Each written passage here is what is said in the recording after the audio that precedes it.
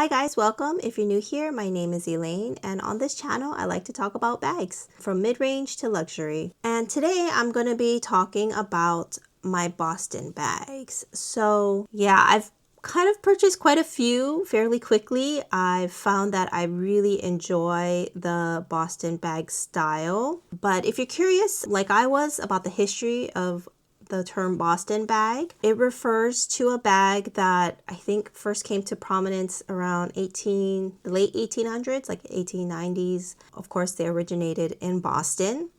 And the original Boston bag, it looked a little bit different from the bags that you see in front of here today. I mean, they call these Boston bags, but the true Boston bag, it does have a rectangular base.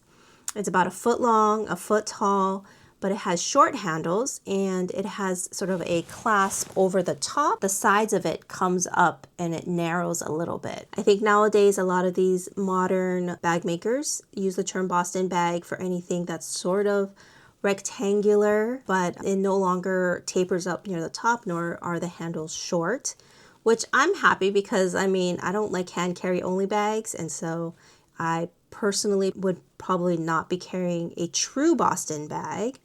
But these days, this is what is considered a Boston bag. And so I have 4 with me today. So these are the 4 Boston bags that I'm going to be talking about today and comparing the size, the weight, the utility, and how comfortable they are, and of course the prices. So I'm going to start from higher end to lower end. So on the highest end, I have this Hermes plume bag. This is in the size 32. I did do a plume comparison review of the 32, 28, and 28 Elan. So if you want to know more about the actual plume bag, please check out that video. And the next would then be the Row East-West India bag. And after that would be the Michino Surprising Boston bag. And then on the lower end, I have the Margesherwood East-West Boston bag. In terms of the definition of Boston, none of these really fit the bill because they all have long handles. But I would say these two probably are truest to the definition because they both taper, but these are both in the East-West style versus a true Boston bag, like I said, is a foot across and a foot high, so it would be more squarish, like probably the plume. So if the plume had just come in a little bit more, had short handles and a little clasp out front, that would be a true Boston bag. For our purposes today, I'm just going to call all of these Boston bags. Also, if you're wondering the difference between like a Boston bag and a doctor's bag, which they are very similar in shape and size, but the difference is a doctor's bag has a hinged opening so that it stays open, which makes sense, you know, so you can grab your tools when you go do your house calls. And then the difference between a Boston bag and a bowling bag is that a bowling bag is definitely more rounded up top, but other than that, they sort of had the same kind of style. Bowling bags, you know, of course, they originated to hold bowling balls, so they're usually a little bit smaller, versus Boston bags are sort of like a big carry-all, and so they're going to be for like overnight trips. And if you've been liking this video thus far and have seen a couple of my videos in the past, please consider subscribing, as it would really help support this channel. Thank you so much. So first off, let's talk about the features of each bag real quickly and sort of the differences. So I'll start with the Hermes plume bag. As you can see, it does have feet. This one is made from Togo in the gold color. And then inside is made with goat skin. And there is one big flat pocket in here and 2 smaller pockets in here. This one, as I did talk about in my plume review, can fit a laptop, just if it's just right in here. And out of all of these, this is the only one that currently can fit a laptop. So, and then the price of this, it ranges. So I got this one around $2,500. The mini plume bag on Hermes, I think, is around $8,000. I don't think they make the plume 32 anymore. This is definitely an older one. I think it's from 2010. Not quite vintage. I think if they were to make it now in store, I would imagine this would be closer to $8,000 to $9,000. On the resale market, I think they go anywhere from, I want to say like $3,000, maybe upper 2000s, to, you know, $5,000 All right, so that is the Hermes plume bag. This one is the Row East-West India bag in dark brown in pebbled leather. So as I said in my East-West India review, this is just a beautiful leather. Inside is lambskin. So I would say the interior of this one is the most luxurious. So this is sort of like the Milo lambskin that they sometimes use for, like I know my toolbox has it, I think the Constance has it. So Hermes doesn't always line it with lambskin, so that one was goat skin. But yeah, it makes the interior feel super nice, super soft. Definitely the most luxurious out of the bunch. Price-wise, I got this for under around $3,300, and then I got it tax-free. If you were to buy it online, it's about $3,600, and then of course there's tax. So I think out of the bunch, for me personally, this cost the most. Yeah, but yeah, it's so beautiful. Next one here is the Michino Surprising Boston bag. So I did do a full review of this, but this one is surprising because of the interior. Oh, look at that green. So this one, the outside is Clemence. It's a type of Torillon Clemence leather, similar to what Hermes uses. This is from Tannery Remy Carriot, and then which is also has supplied Hermes in the past. Definitely high quality leathers.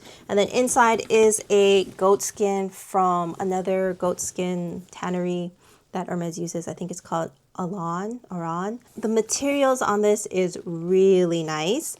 I bought this before the price increase. I got this for about $14.90, but now I think it is $16.90. This one is the PM size, so this is closest to the Hermes Plume 28 size. I did actually order the MM size before the price increase. That would be the same as the Plume 32 size. Price wise, this is a little bit more mid-range, but still now with the price increase a little bit higher, especially for us US consumers. So my newest Boston bag and the cheapest of the bunch is this Margesherwood East-West Boston bag. So when I did the Margesherwood review, I compared it with Le Tenure, but I did used to have the soft Boston bag, which was more rectangular, so it's definitely taller and a little bit wider. And I had that in Nubuck, didn't love it as much because the Nubuck was quite unstructured. So I did get this one recently off of eBay, Mido Shop, a Korean eBay reseller. So I will, actually I don't think it's reseller. I think this was technically supposed to be brand new. It did come with a couple of scratches already. But this one is made from what they call pull-up leather. So it is the cheapest of the bunch. It's much more rustic. It will show scratches very easily, but that's sort of like the patina of it. It's smooth, but it's definitely rougher. It doesn't feel like lambskin or anything like that. Inside is a polyester lining, but I bought this one for about $300. You can get it off of W Concept for about $360, but then there are tariffs. And then I think the regular Boston bag, the soft Boston bag, the bigger one of this one is about $600 now, $590s. It depends, they have their promotions all the time, but for us US consumers, the prices have significantly increased since the tariffs. So that was all the materials and prices of the different Boston bags. Next, I'm going to talk a little bit about the features. So to me, the most important thing about these long handled Boston bags is that it has to fit comfortably over my shoulder. So I'm going to actually order them in terms of strap drop. So I think the Margesherwood actually has the longest strap drop at about 9.5 inches. So very comfortable, easily fits over my shoulder, even if you have a thick jacket. The strap drop is also the same for the bigger soft Boston bag. Next one is tied. So both the Michino and the Row should have the same, pretty much the same strap drop. It is at around 8.5 inches of a strap drop. So about an inch or so shorter than the Margesherwood, but even at 8.5, it is very comfortable. So I have no issues with that. Shortest strap drop is unfortunately the Hermes plume. It is at about 7 inches, maybe a little bit above, and this makes it actually very snug on the shoulder. Makes it quite uncomfortable. It's really snug. I'm wearing a very thin top here, and as you can see, there's like there's really no clearance. So 7, I would say, sort of like my absolute minimum when it comes to strap drop for shoulder bags. But even then, I mean, I much more prefer like at least 8 inches. So sadly, yeah, this plume, short strap drop. And then also I should mention the straps itself is also the thinnest on the plume. Thinner straps means when you put a lot of stuff in it, the pressure on these straps is much higher versus pretty much these two have the thickest rolled handles, I should say. And so they're the most comfortable to wear over your shoulder. This one is not as thin as the Hermes straps, but I would say it's not quite the same quality and thickness as the Michino and the Row bag. Last but not least, when it comes to comfort, I think what's important is the width of the bag. So if a bag is too wide, again, it's gonna make your arm kind of stick out a little. It's for basically any shoulder bag, but especially shoulder Boston bags, you're gonna wanna, when you put your arm down, it's gonna pinch the top. So when I had the Margesherwood Nubuck one, I would pinch the top and the top started caving in. That's also why I didn't like it. I gave it to a friend. But the current Margesherwood that I have is the thinnest of the bunch. It's the least deep. So when you do put it over your shoulder, like not only does it have a longer strap drop, but my arm can comfortably rest on top and it doesn't really squeeze the bag very much. On top of that, the pull-up leather is also very structured. So it's less likely to kind of like cave in. When I talk about the Row and Michino bags, the Michino one is slightly thinner as well. So even though they have the same strap drop, I would say the Michino one is slightly more comfortable to carry because there's not as much width here. So again, I don't have to smush it down as much. The Row one does have a little bit of a width here. And so when I do put it down, it is squishing the top a little bit. And then if I have this Row bag filled to the brim, which I showed you in my review, your arm is sort of like kind of sticking out a little bit. It's a little bulky. In terms of the depth of the bag, Hermes is the deepest at about 5 inches. The Row is next at 4.5 inches. Michino comes in at 3 inches. Michino's 3 inches. And then Margesherwood is the thinnest, is the least deep, is 2 inches. And as you can see, they're all different heights and widths, so I'll go over them really quickly. The Hermes plume bag is 12 inches wide, 9 inches high, and like I said, 5 inches deep. Next in size, I would say, I'll go in terms of depth. So the Row East West India is 13.5 inches wide, so it's gonna be a little bit longer than the plume. Yeah, you can see it sticks out a little bit there. But of course, it's shorter, so it's at 6.5 inches. And then the depth is 4.5 inches. Next is Michino. Like I said, it is 3 inches, but it is 11 inches wide and 7 inches high. And then last but not least, Margesherwood, definitely the smallest. The East-West Boston bag is 11.5 inches wide. 5.5 inches high and 2 inches deep. So of course this is the smallest bag, but it has the longest strap drop. So, you know, that's kind of nice. In terms of weight, of course, the bigger the bag, the heavier it weighs. So just it's not a fair comparison, but the heaviest Hermes is at 2 pounds. Next is the Michino at 1 pound, 6 ounces. After that is the Row at 1 pound, 4.2 ounces. So, I mean, almost the same as the Michino here. And of course, the lightest is the Margesherwood at 1 pound, 1.4 ounces. Different features about this bag. One that I like that makes life a little bit easier is having 2 zips. So out of these, only the Michino has 2 zips here. And Margesherwood has 2 zips. Both the Roe and the Hermes Plume only have 1 zip. And for the Roe, it does have this little lock here if you ever want to lock it. It does come with a clochette that you can use to lock it. But honestly, who's locking a daily use bag?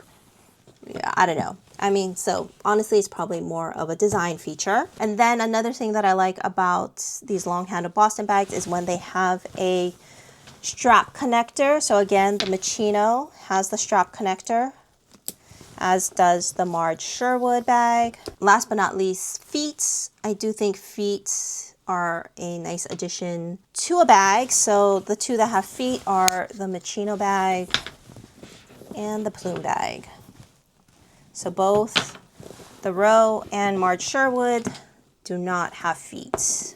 So I went over the prices, and for this next part here may not be important to some of you guys. Some of you guys could care less because you buy a bag to hold, but I do buy kind of a lot of bags, and I do sell my bags. I'm a buy and sell type of collector. So in terms of resale value, the best is obviously Hermes. Under that is the Roe, and surprisingly, after that is Margesherwood. They do sell it on the Rio, and you can sell it on eBay for a fairly good price. And sadly, the Michino right now, they're not very well known, so it has the poorest resale value. But that being said, which of these bags are the most comfortable to carry? Personally, my favorite of the bunch is actually the Michino. So actually, I should also mention all of these except one has the hinge here so that the straps can go down quite easily, which I think is also a very good feature. The only one that does not have that, of course, is the Margesherwood. They're fixed handles, so they don't go down easily. If you were to open it up, you kind of, it flops open. I mean, it's not terrible, but also in terms of long-term wear, you're gonna eventually, years and years from now, get some sort of like bend from those handles. But for the most part, I mean, definitely I think the higher end bags should have a D-ring of some type. So anyways, back to the topic. My favorite of the bunch is the Michino because it has the 2 zippers, the strap adjoiner, and the feet. It basically has every sort of design feature that I would want. It has a very good strap drop. The width is perfect. It's, out of the bunch, it was the second smallest in width, so very comfortable under your arm. And then of course, having that nice pop of color is so much fun. Like if you want, you can leave your bag open, and it's just so cool. If you're the type that wants a Boston bag and just hold on to it, not gonna sell it, then I think Michino would be the one I would recommend to you. But if you are going to be buying and selling, then unfortunately the Michino won't be as good of a value. But in terms of utility and function, Michino to me is number 1. After that, I would actually choose, it would be a toss-up, but I would probably have to go with the Margesherwood. In terms of value and functionality, again, this one is great. It has the strap adjoiner, has the 2 zippers. It doesn't have feet, but I mean, it's kind of okay because this leather is, on the cheaper side. It's meant to patina. It is meant to be sort of like your cool beat up bag. I mean, if you see my Margesherwood review, you would see that, this bag fits for me the essentials plus a water bottle, which is really all I need for sort of like a daily carry. I'm actually pretty happy with this bag. It's also very lightweight. Yeah, and for $300, I can't really beat it. After that is the Roe East-West India bag. Honestly, I think this bag would have been just a tad better if, 1, it was a little less deep, 2, it came with 2 zippers.